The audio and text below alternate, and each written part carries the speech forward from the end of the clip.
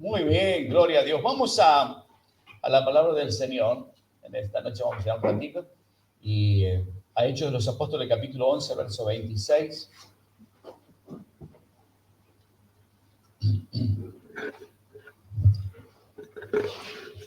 Gloria a Dios. Hechos de los Apóstoles, capítulo 11, versículo 26. Aleluya. ¿Claro le estoy diciendo a usted? Bueno, va a ser un poco la explosión de la moto.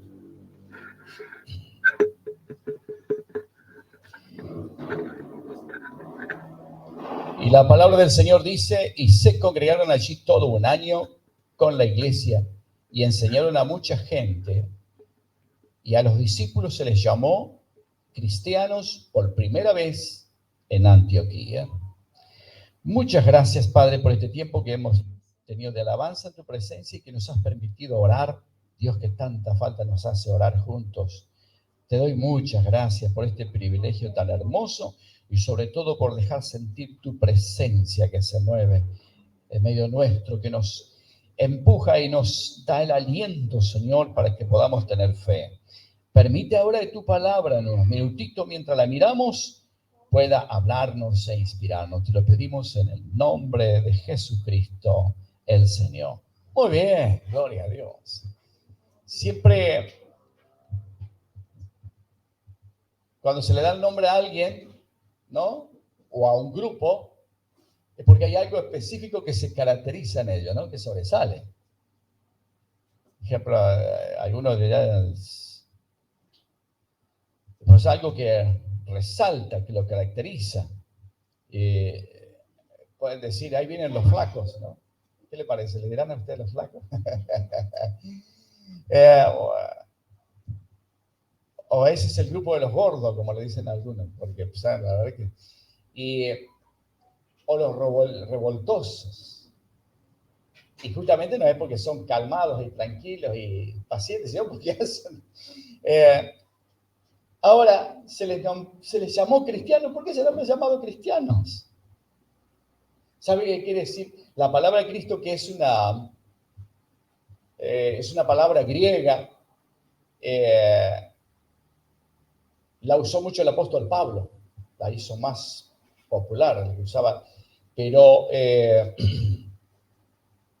la palabra en sí viene de una traducción del Mesías o Mesías, no sé cómo es el acento, que quiere decir ungido.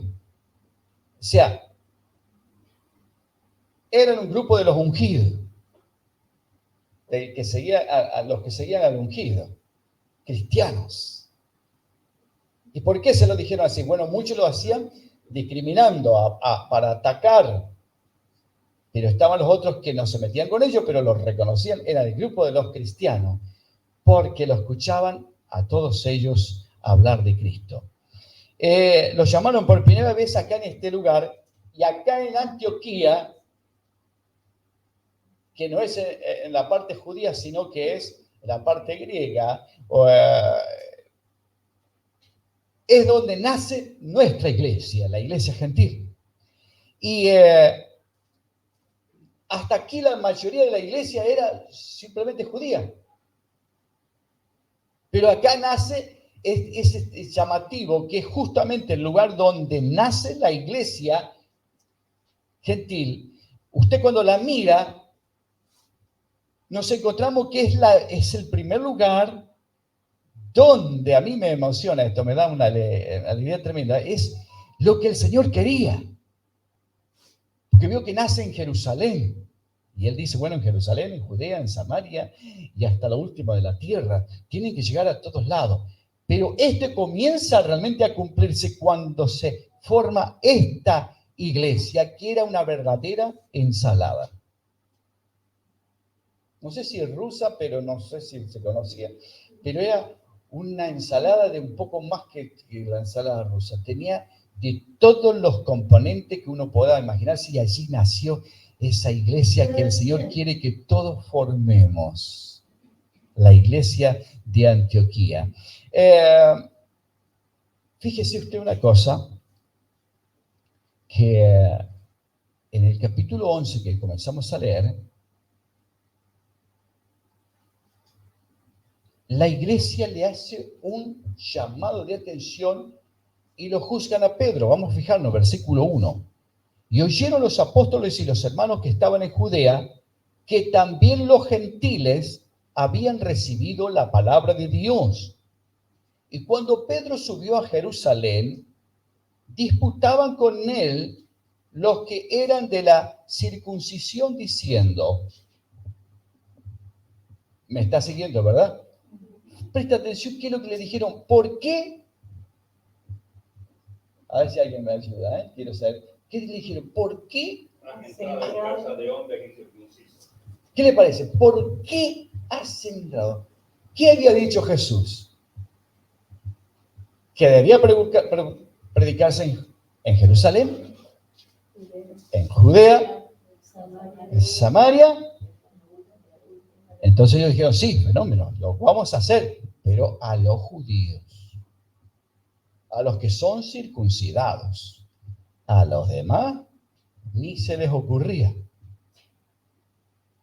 Y cuando usted mira, así Pedro cuenta después, la experiencia que él tiene cuando aquel día sube exactamente al mediodía a la parte alta de la casa donde estaba, en la casa de ese tal Simón el curtidor, y va allí y está orando. Dice que tuvo un hambre tremendo. Era el mediodía, pero veo que hay veces que pasa que, no, hambre tenemos, pero hay veces que un hambre impresionante. Y eso le pasó a Pedro.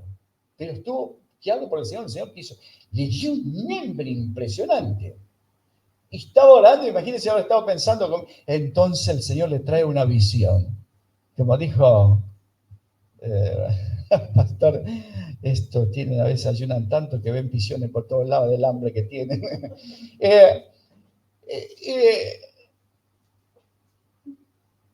Pero no dice que Pedro estaba ayunando, no. Estaba orando. Él subió porque mientras estaban preparando la comida, dice, mientras preparan la comida yo oro arriba. Y él dice que tiene un hambre bárbaro y tiene una visión. Él dice, usa la palabra éxtasis.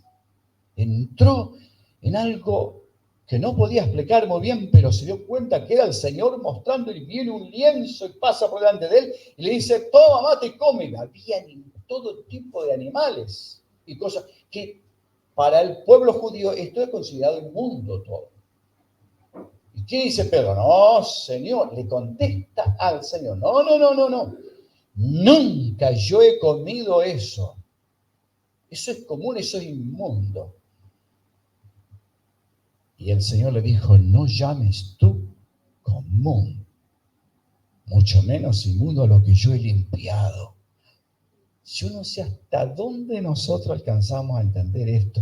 Y recogió el lienzo, lo quitó, como diciendo, ahora no comes nada. Pero le dijo algo, ahí abajo vienen a buscarte, ve con ellos tranquilo. Fue la visión perfecta que el Señor le da para que Pedro se anime a entrar a la casa de un hombre llamado Cornelio que lo esperaba y que era un romano, un funcionario romano, y que iba a entrar a su casa. Si no tenía esta visión, Pedro no entra porque sabía que después iba a tener que pasar por Jerusalén. Y que le iban a decir, ¿por qué fuiste allí? Esta era la actitud de la iglesia hasta antes de la iglesia de Antioquía. Pero nosotros seguimos leyendo, Pedro explica, da las razones y le dice, cuando yo entré a la casa y le prediqué, el Espíritu Santo cayó sobre todos. Y si usted lee el relato, Pedro dice, si Dios, el Señor les dio el Espíritu Santo a ellos, la promesa la misma que nos dio a nosotros, ¿quién soy yo para estorbar a Dios? Algo que, como dije hoy al comienzo, sabemos que va a haber errores, ataques. Pero ¿sabe una cosa? Que tengamos mucho cuidado porque cuando Dios está obrando y haciendo cosas maravillosas, nosotros no tengamos esta actitud de decir, no, eso no. Prestámosle al Señor que Dios nos guíe y nos ponga de su guía en todo y la luz del Espíritu Santo para saber guiarnos como el Señor quiere y no juzgar como lo hacía la iglesia al comienzo hasta la iglesia acá. Pero nos preguntamos, ¿quién predicó de los apóstoles en Antioquía? ¿Quién de los conocidos de Jerusalén y sobresaliente es el que predicó? ¿Le tocó a Pedro? ¿Fue el apóstol Pablo? ¿Fue Bernabé? ¿Qué le parece si miramos la Biblia? Verso 19. Ahora bien, los que habían sido esparcidos a causa de la persecución que hubo con motivo de Esteban, pasaron hasta Fenicia, Chipre y Antioquía. Y fíjese lo que hacían. Lo seguimos al relato bíblico. No hablando a nadie la palabra, sino solo a los judíos. Qué discriminación fuerte, ¿no? El Señor está reservado solo para nosotros, no para los demás. Pero había entre ellos, siempre hay un pero, y siempre hay alguno que rompe la regla y es al que Dios usa, ¿no? Pero había entre ellos unos varones de Chipre y de Cirene. Unos varones de Chipre y de Cirene. ¿Cómo se llamaban? No dice nada, no sabemos quién eran. Anónimos como nosotros. Pero eran los que se rompieron la regla porque ellos eran extranjeros. No eran de Chipre y de Cirene, los cuales cuando entraron en Antioquía, igual que los otros que eran judíos, quiere decir que fueron por otro lado. Hablaron también, se salieron con una célula y se les armó una super congregación. Ellos habrán dicho, en alguna casa vamos a hacer algo y vamos a hacer un grupito, aunque sea para que alguno que no es judío pueda conocerlo. Pero dice, pero había entre ellos unos varones de Chipre y de Cirene, los cuales cuando entraron en Antioquía hablaron también a los griegos anunciando el evangelio del Señor Jesús. Y la mano del Señor estaba con ellos. No sé si le da alegría a usted. Y gran número creyó y se convirtió al Señor. Esto cuando es voluntad de Dios, Dios obra y opera. Dígame usted, hermano, a más de una vez puede haber discriminación sobre nosotros mismos y decir,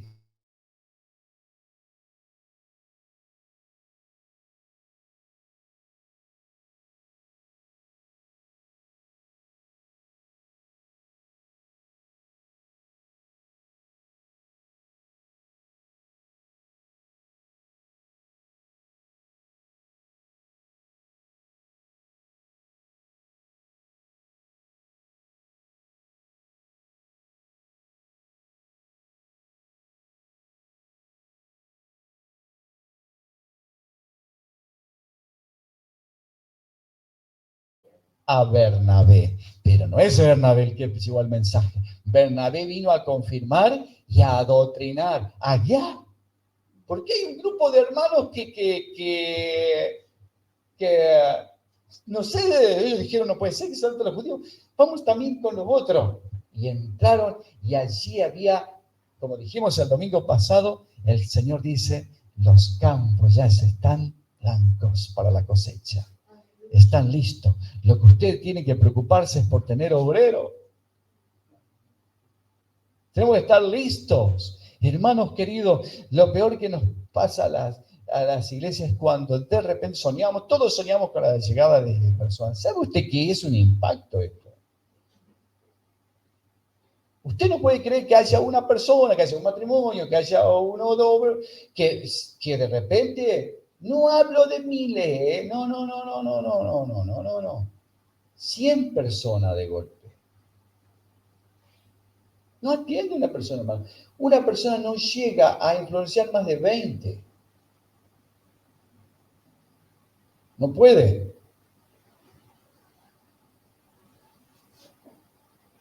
Y lo peor que le pasa es cuando una congregación está sin la gente para trabajar. Entonces Bernabé viene. Y vamos a prestar atención. ¿Qué hace Bernabé? Es un movimiento sabio, guiado por el Espíritu de Dios. Esto muestra, la Biblia lo presenta como un hombre guiado por Dios. Entonces la iglesia de Jerusalén aquí actúa sabiamente. Dicen, ¿a quién vamos a enviar? Y oraron. Y el Espíritu les indicó, estuvo con ellos para enviar a Bernabé.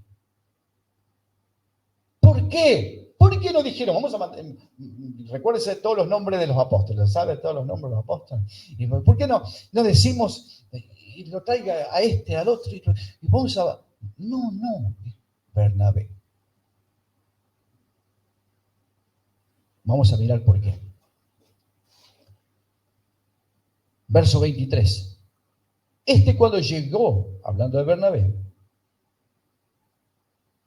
y vio la gracia de Dios, ¿qué hizo? Sabían que Bernabé iba a saber manejarse correctamente. Dios tiene las personas correctas para cada lugar. Bendito sea el nombre del Señor. Y exhortó a todos a que con propósito de corazón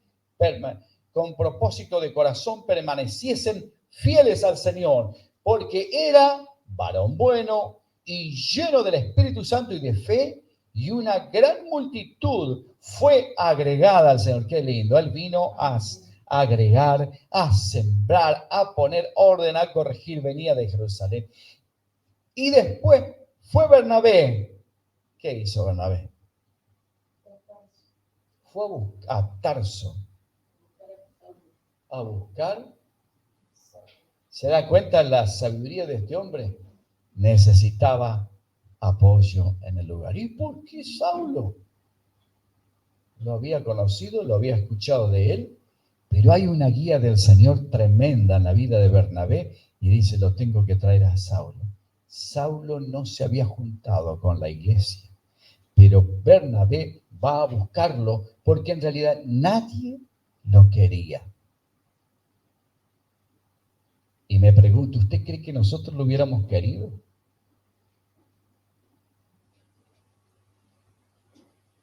La mayoría de las iglesias de hoy tampoco lo hubieran recibido. Era un tipo realmente, le digo la verdad, que sabe el tiempo que le haber llevado para aceptarlo.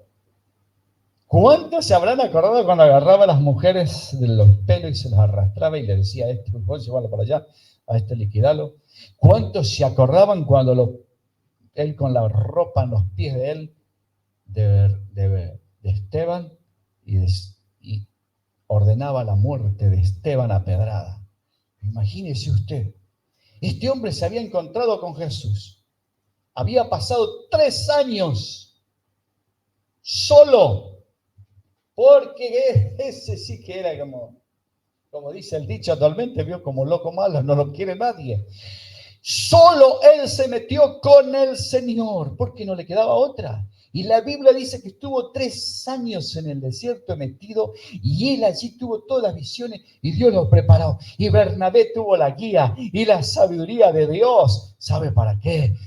Dijo, ahora llegó el momento, no hay que buscarlo a Saulo. Hasta ahora no ha hecho nada, no ha sido usado, pero este Saulo va a dar mucho que hablar. Va a Dios usarlo. Y este hombre es una guía también, por eso dije, vamos a mirar por qué los nombraron cristianos por primera vez en ese lugar a los seguidores del Señor. Aleluya. Después fue Bernabé a Tarso para buscar a Saulo y hallándole, le trajo a Antioquía. Lo buscó hasta que lo encontró. Y se congregaron allí todo un año con la iglesia. Y nosotros sabemos que allí Pablo no paraba de enseñar, porque había, imagínense, toda la preparación que él tenía como fariseo, como doctor en las leyes y doctor en teología que era, pero había estado 3 años con el Señor y él dice, nadie me enseñó de Jerusalén, de ningún lado, yo estuve a solas con el Señor y él me enseñó. y enseñaron a mucha gente, y a los discípulos se les llamó cristianos por primera vez allí en Antioquía. Aleluya, gloria al Señor, y nos ha quedado el nombre. Pero aquel momento cuando se los llamaron es porque veían que hablaban solo de Cristo todo el tiempo, pero también vamos a prestar atención a algo más. Aquí comienza, como dije, la iglesia gentil. Pero vamos a poner atención quiénes estaban allí.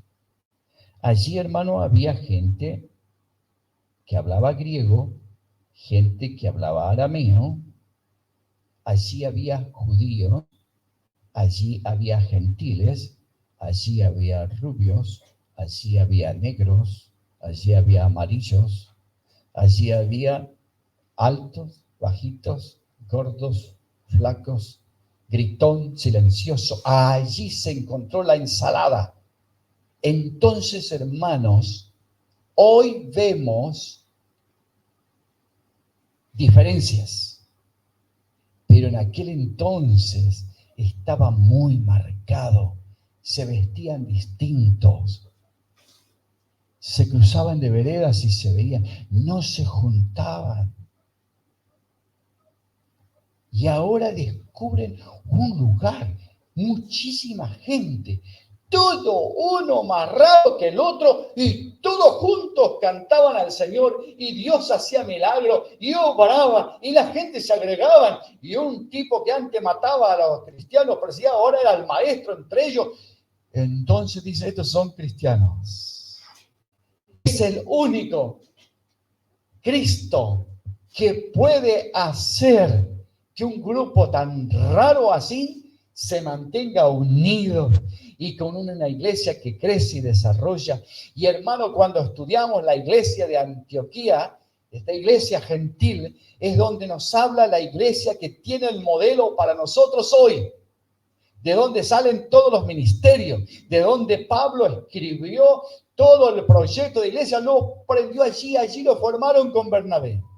Después ellos salen como apóstoles a llevar el evangelio. Usted sabe que se habla de apóstol. El apóstol es un embajador, era el imperio romano, le daba este nombre a el representante del rey. Apóstol es un enviado, un representante que iba a otra nación. Entonces, la iglesia acá le da este nombre para los hombres que se envía a predicar, que iban en representación de Cristo y enviados por la iglesia. Es gente que salía a predicar a otra cultura, que no era la de ellos, que iban lejos a predicar el evangelio del Señor Jesucristo. Y siempre fueron personas caracterizadas que tenían todo el obrar de Dios en ellos y grandes dones del Espíritu, por eso lo elegían y lo acompañaban los prodigios y los milagros. Usted no va a encontrar en la Biblia un apóstol que no lo acompañaba todo este obrar de Dios en su vida. Bendito el nombre del Señor. Eran distintos en todo. Todo lo que tenían en común estas personas eran a Cristo.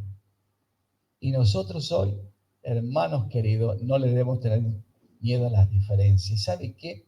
Nos pasa todo. Que a veces tenemos para avanzar en la obra del Señor, movernos y alcanzar a otro, y aparece alguien, de repente Dios le pone a uno, a usted que lo va a acompañar, le dice, ¿podés venir acá? Y usted dice, pero Teníamos un pastor que contaba que había ido a un país y él entró y estuvo orando durante mucho tiempo y decía, Señor, ¿cómo vamos a hacer para avanzar? El misionero no era del lugar y dice que de repente llega un hombre al cual le dijeron tener mucho cuidado con ese, es rarísimo. Pero él dice, él vino y me dijo, mire, ¿le parece? Si usted quiere me acompaña, vamos para tal lugar. Y dice, empezó a llevarme para acá y me llevaba para allá y me llevaba para allá. Y en poco tiempo la obra se extendió, abrieron obras. Y como el recuerdo de este pastor decía, Nunca despreciemos a alguien. Dios sabe a quién va a usar y a veces usa a la persona que menos nosotros nos imaginamos a esa persona. Dios la usa. Bendito sea el nombre de Jesús. Ni la raza, cultura o idioma puede frenar a Cristo. Él une absolutamente a todos. No nos podemos, por eso veo, hermano, que hablamos que qué difícil es a veces lograr que los obreros trabajemos juntos, nos movamos juntos, crezcamos, porque hay diferencia. Hablamos el mismo idioma, hasta tenemos la misma cultura, pero no podemos poner de acuerdo.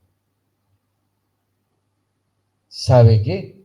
Nos falta un poquitito de la iglesia de Antioquía. ¿Qué tenía la iglesia de Antioquía?